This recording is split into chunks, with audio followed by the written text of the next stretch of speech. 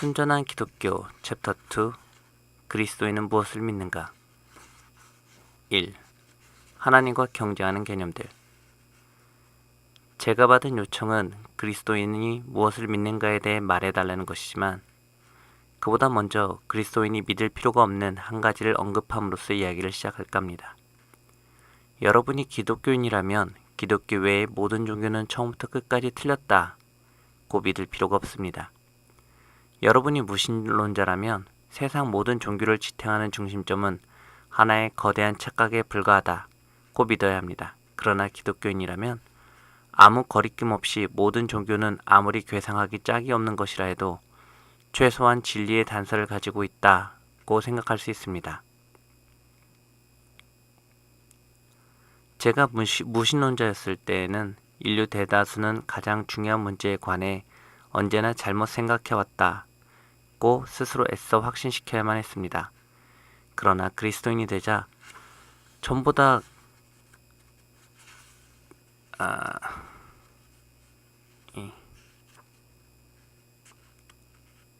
개방적인 관점을 가질 수 있게 되었습니다. 물론 그리스도인이 된다는 것은 기독교가 다른 종교와 차이를 보이는 부분에서 기독교는 옳고 다른 종교는 틀렸다고 생각한다는 뜻입니다. 산수를 할 때 그렇듯이 맞는 답은 하나이며 나머지는 다 틀린 답입니다. 그러나 틀린 답들 중에도 비교적 정답에 근접한 답이 있는 법입니다. 인류는 가장 먼저 하나님의 존재를 믿는 다수와 믿지 않는 소수로 크게 나뉠 수 있습니다. 이 기준에서 볼 때 기독교는 고대 그리스도인과 로마인, 현대 미개인들, 스토아파, 플라톤주의자, 힌두교도, 회교도 등등 더불어 다수파에 속하며 현대 서구 유럽의 유물론자들은 소수파에 속합니다. 이들은 다시 크게 분류해 봅시다. 하나님의 존재를 믿는 사람들은 어떤 종류의 하나님을 믿느냐에 따라 한 번 더 나뉠 수 있습니다. 여기는 크게 다른 두 입장이 있죠. 그 중 하나는 하나님을 선악의 구분 너머에 있는 존재로 보는 입장입니다. 우리 인간들은 어떠한 것은 선하다고 하고 어떤 것은 악하다고 합니다. 그러나 이 입장에 따르면 그것은 인간적인 관점에 불과합니다. 즉 인간은 현명해질수록 사물을 선과 악으로 구분하지 않게 되며 모든 것은 어떤 점에서는 선하고 어떤 점에서는 악하다는 사실과 그 어떤 것도 서로 다를 수 없다는 사실을 더 밝히 보게 된다는 것입니다. 따라서 이들은 우리가 신적 관점에 조금이라도 가까워지면 이런 구분들은 완전히 사라져버린다고 생각합니다. 우리는 암이 사람을 죽임으로 악하다고 합니다. 그렇다면 훌륭한 의사도 암을 죽임으로 악하다고 해야 합니다.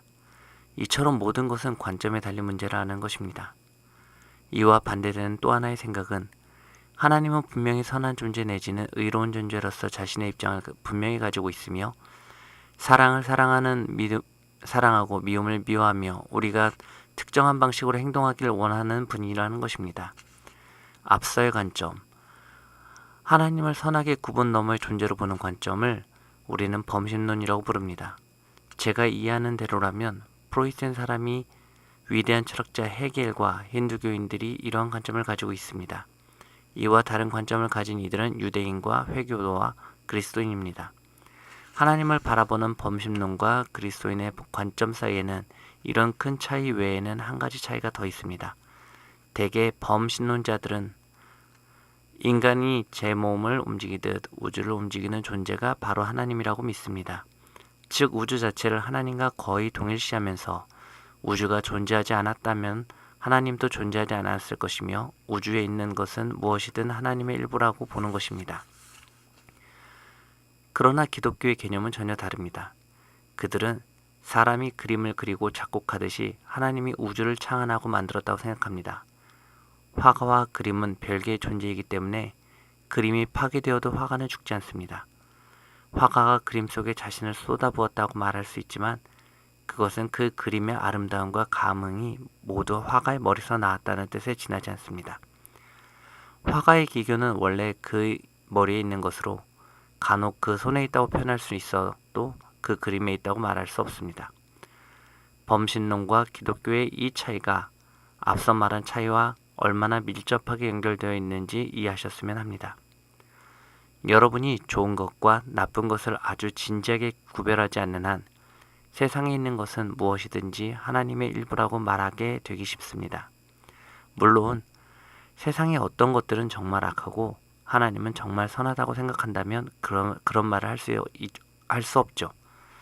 여러분은 하나님이 세상과 구별된 존재이며 세상 어떤 것들은 그의 뜻을 거스리고 있다는 사실을 믿어야 합니다. 범신론자는 암이나 빈민가를 보면서 이렇게 말할 수 있습니다. 신적인 관점에서 보기만 한다면 이런 것들 역시 하나님이라는 사실을 깨달을 텐데 그러면 그리스도인은 이렇게 응수할 것입니다. 저주받을 헛소리 그만해요. 기독교는 전투적인 종교입니다. 기독교는 하나님이 세상을 만드셨다고 믿습니다. 공간과 시간, 열과 추위, 색깔과 맛, 모든 식물과 동물은 마치 인간이 이야기를 만들어내듯이 하나님이 머릿속에서 생각해내신 것들입니다.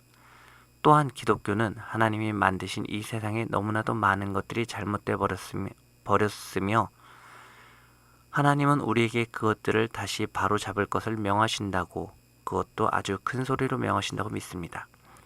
물론 여기에는 아주 중요한 질문 하나가 제기될 수 있습니다. 그것은 선하신 하나님이 만든 세상이 왜 잘못되었는가? 라는 질문입니다. 저는 이 질문에 대한 그리스도인들의 답변에 여러 해 동안 귀를 막아왔습니다. 그 당시에는 당신들이 무슨 말을 하든 또 아무리 교묘한 논증을 제시하든 간에 세상은 어떤 지적인 힘이 만든 것이 아니라고 보는 편이 훨씬 간단하고 쉽지 않은가? 당신들의 모든 논증은 이 명백한 사실을 피해가려는 복잡한 시도에 불과하지 않은가?